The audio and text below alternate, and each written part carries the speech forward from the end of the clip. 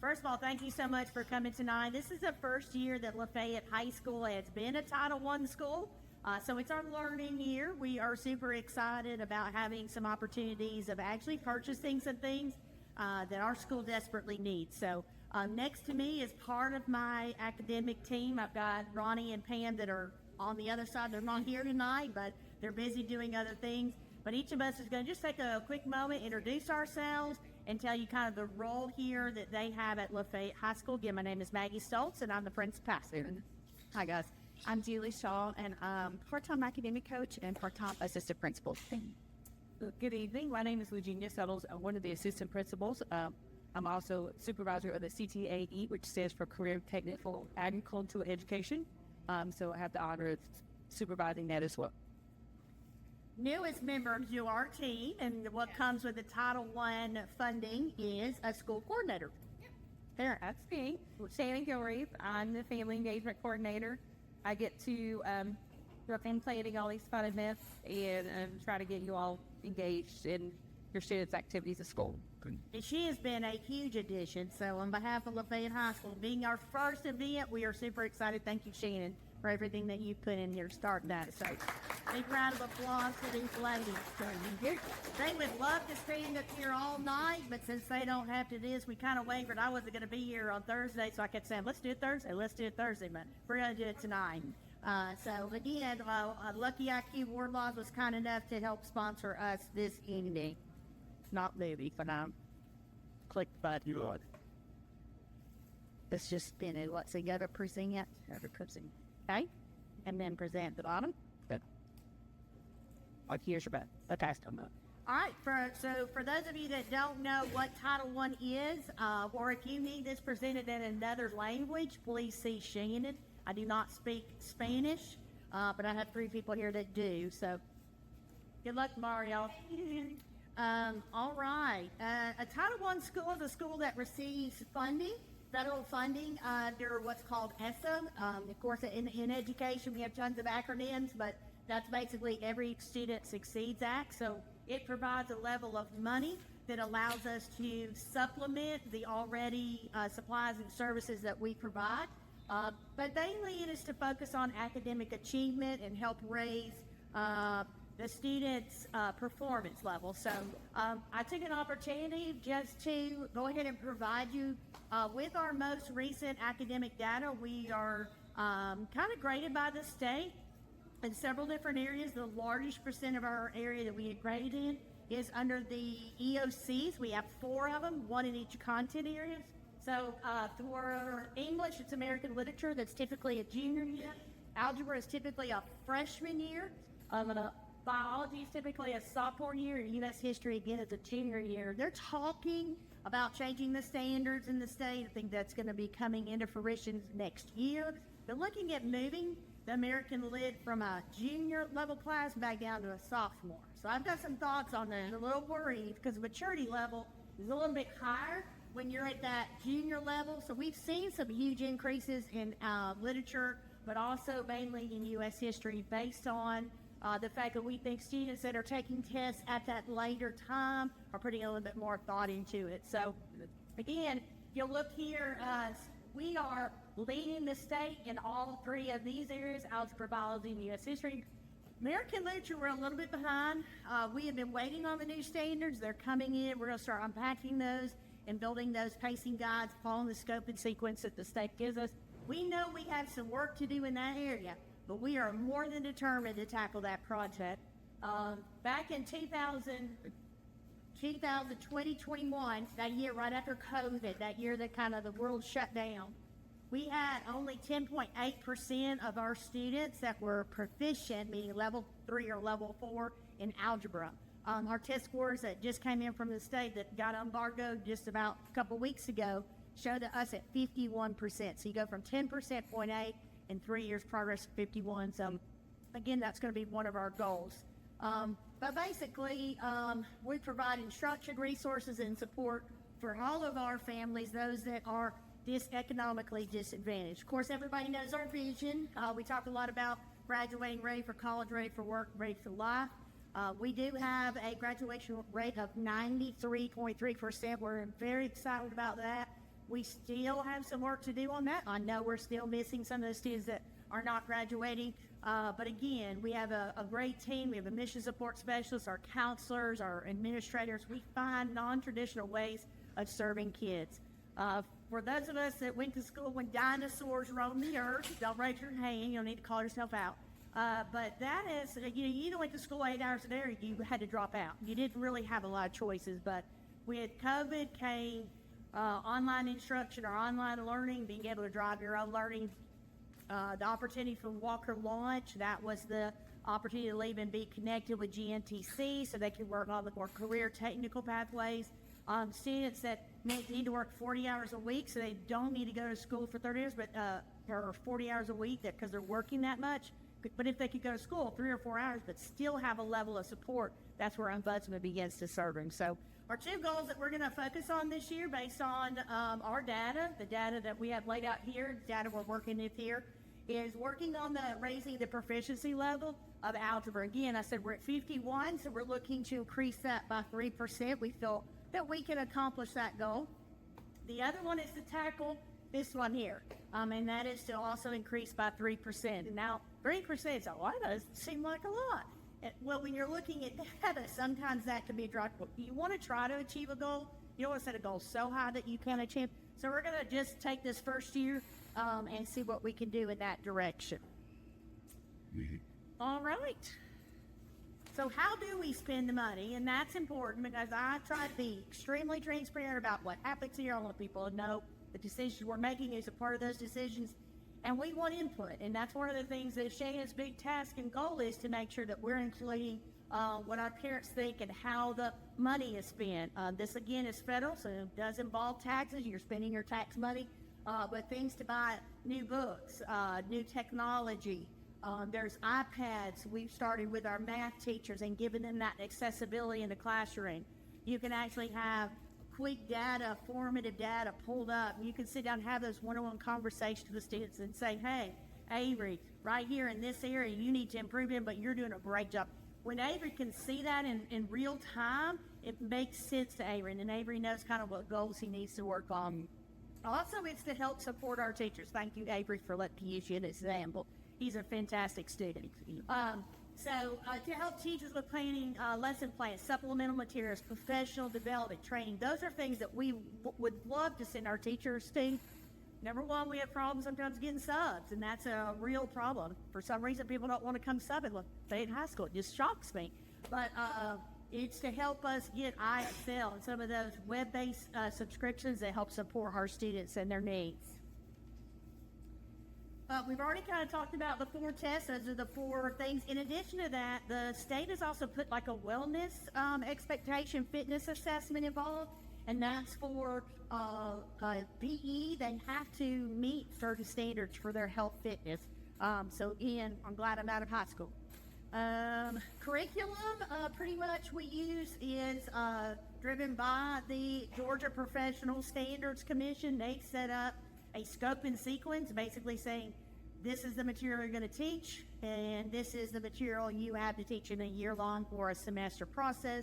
But with that comes the opportunity of pacing guide. They kind of drive the unit. It should take me 15 days to teach this lesson, etc. So there's a lot of support and guidance from the state on that, not necessarily how to teach it, but the standards that you have to teach it in. Anything else you would add, Julie, to that? Supplemental materials that we have, and we do have some supplemental materials. Those are always voted on by a Board of Education and looked at thoroughly by teachers before they're part of our curriculum. I'm not an expert on Title I law. Don't intend to be before I speak.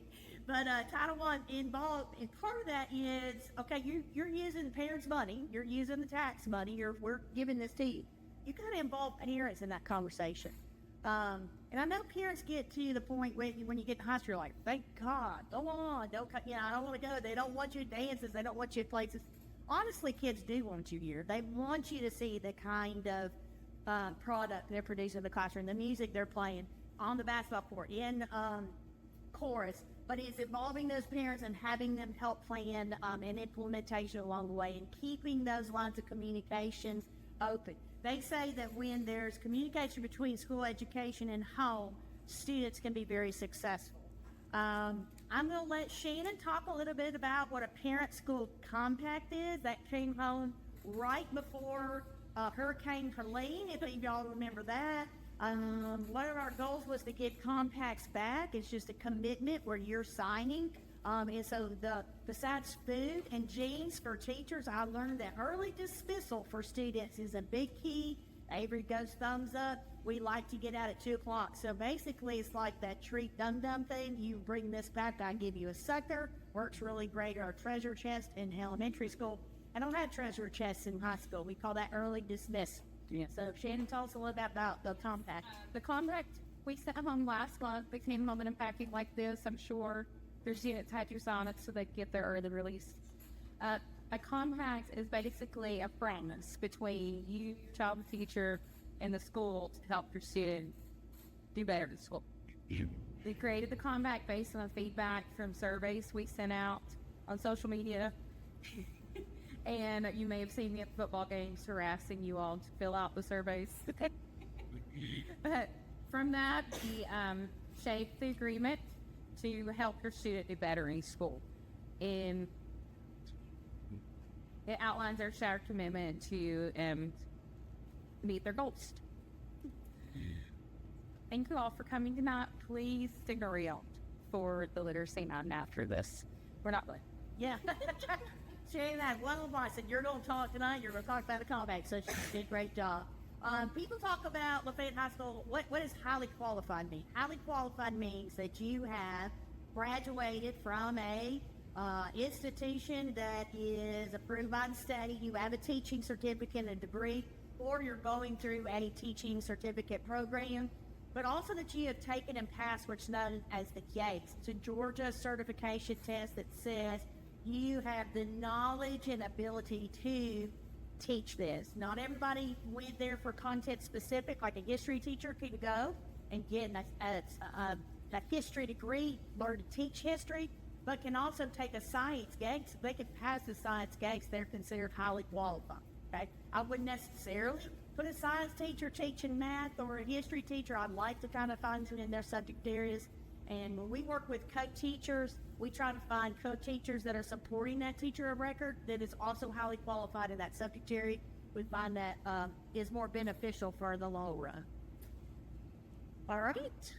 Virginia, I think this is how we talked about, you would talk about how we would use the Title I funds, which we were just working on the budget when y'all came in. This is the fun part. This is where you all get to really take an active role in this particular venture that we're on. As a Title I participant, we are required to make sure we afford you the opportunity to participate in things like our literacy night. We also have an opportunity for you to do parent workshops. We want to empower parents with the knowledge and ability to be able to help your child be successful at home academically. A lot of times kids can get it in the classroom with that teacher help and support. When they get home, they're lost, and parents feel frustrated, as what we found. They feel frustrated because they're not able to provide them with the resources or the knowledge to be able to complete an assignment or a homework assignment. So our job is to try to help empower you through workshops and different activities to be able to help your child be successful and to encourage them as well. So we want you to be active. When we send out invitations, we want you to come and join us because not just for us, it's for you and the ability to be able to help your child. So we really encourage you to be able to ask questions. You don't know, we'll find answers for you.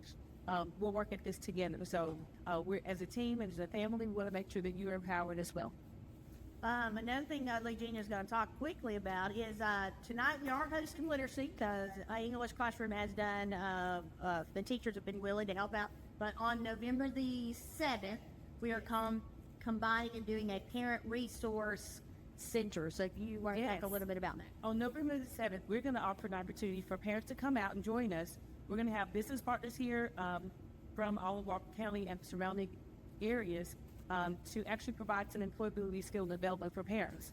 So this is just a small snippet of what we do with our students in our classes. We teach them employability skills. A lot of the CTAE classes are heavy on that. They are really well-versed in employability skills, but we're opening this up to parents. If you know anybody who is looking for a job, like to have a career change, want to be more involved with certain things, please come out and join us. We'll have lots of fun activities ready to do. We have food trucks here. We'll have, I think, at least 3 food trucks or so. Kona Ice will be here to also support us and to offer some refreshing items for you. But we want to make sure that you are empowered and that you have lots of activities, lots of resources available to you as well. Our business partners are looking to bring in Roper, some of our major entities around us. We want to bring them in, and they're going to talk to us. Mr. Kern, our work-based learning coordinator, will also be providing some resources and some mini workshops on employability skills, how to maintain a job and how to flourish that, how to use those skills to go into your next career or sustain the one you have. So lots of fun activities. Please be able to look out for flyers and for social media posts that we'll send out for you as well. So we hope to see you there. Times for that, Shannon, off the top of your head? 5 to 7. 5 to 7. So we've done some social media posts. When I say social media posts, what's the social media aspect that comes to your mind of how you can get information from Lafayette High School? I'm just curious if parents know. Facebook. There is a particular one, though. Does everybody know Lafayette High School's specific page? Still, LHS grad. Yes, we can. Okay.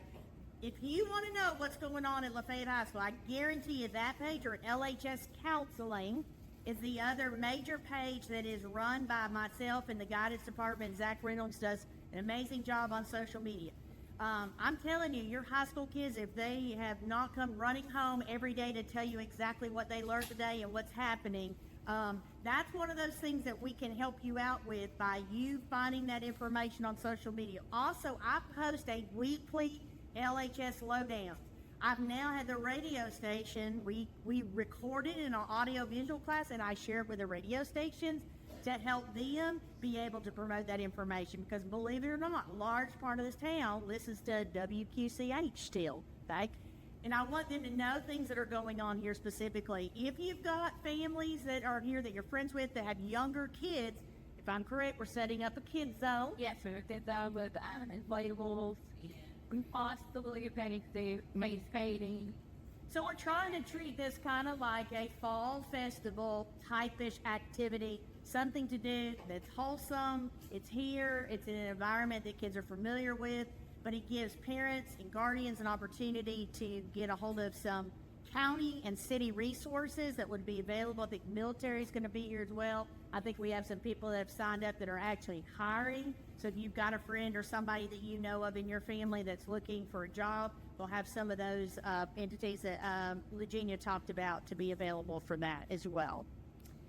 Those are the 2 events that we have previously set up. We are doing a passing of the senior spirit stick, which is, again, not necessarily a Title I, but it's something that we're trying to do. The kindergartners, you might get a guess what class they are. The class of 37. Okay, so we have the class of 2024 seniors. Next Friday is our senior night, which we will recognize all the kids that are a part of Friday night, from the color guard that presents for football, cheerleader, and band. We will recognize those seniors, but any seniors from Pat Club or any of our seniors that have siblings that are kindergartners, we're going to put them on the one end of the field, maybe the 30-yard line, maybe not the goal zone, and then put the kindergartners with their parents, and they're going to kind of meet in the middle.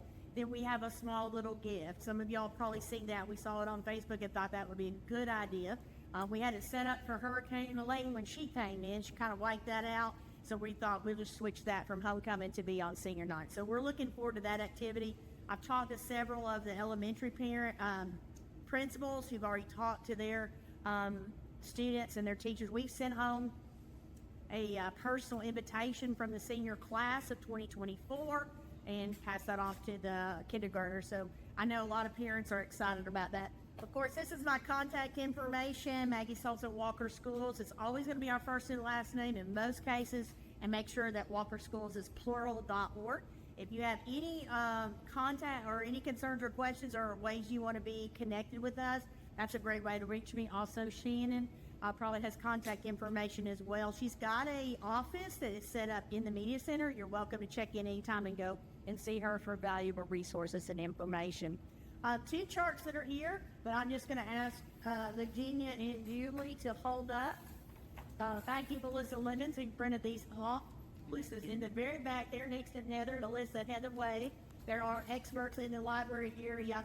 But this one over here is more about growth. This one here does reflect, I love to compare ourselves to any other school around us, okay? And I have two schools I really like to compare myself to, and that's Gordon Lee and Trump. For two reasons. I don't like either one of them. I have nothing personal against them, but anytime I beat them on the board, on the field, or in the classroom, that's what I'm about. We lose a lot of our kids to those schools because people think that's a better school to send my kid to. Part of my job is to market us in that case. So in case you're not great at bar reading, I didn't star very high on bar reading, I just go ahead and put the numbers there as well. This is that math data I talked to you about. Proficiency in this past year, there's only two other schools that beat us. Heritage, I'm not sure what they're drinking, but I'm going to figure out what it is, what's in the water. They scored a 66.2, and the other one that beat me was Tried at 56.5. But other than that, our math department, our teachers, our dynamic team, our academic coaches pull out a 51% proficiency. That means 51% of our kids at ninth grade, at the first year they're in high school, is scoring a proficiency in math. Now, 51%, that's not really good. We need 78. I agree 100%. Math standards share kind of changed a year ago. Julie? Yes, ma'am. So we are operating on our first year of new math standards. But remember, 4 years ago, we were at 10.8%. So we are excited about the growth that we're seeing. Obviously, we beat the GLEE, Gordon Lee. All right, that looked away. This one is a little bit more specific. It shows you the growth of our students, high achievement, but high growth. You're going to have students that are always going to achieve high. They're in the gifted program. They excel it. But did you grow them? Did you teach them more than what they came in the classroom with? And our bubble is this pink one here. Don't know why it's pink, why Heritage got orange. I don't know. The state does this. But Heritage is the only one large enough here that's really over on top of us. So we are going to lay these out. You're more than welcome to look at it. Of course, we did beat the TRION and the GLEE on the number of achieved growth, but also the high achievement. So we're going to leave that out for y'all to look at your leisure. And I think we have Big Boss here tonight, Autumn and Jens. I want to thank her for working so closely with Shannon and our team here. She's been a huge supporter for our team as we move into this new area of what do we do with Title I funds. So I personally want to thank her for everything that she does for the Walker County system. That should conclude our wonderful videotaped program. And Shannon, I'm going to turn it over to you to kind of let people know where we go from here. If they are finished with eating. But personally, thank you again for coming out tonight. We appreciate it, and go Ramblers. Yeah.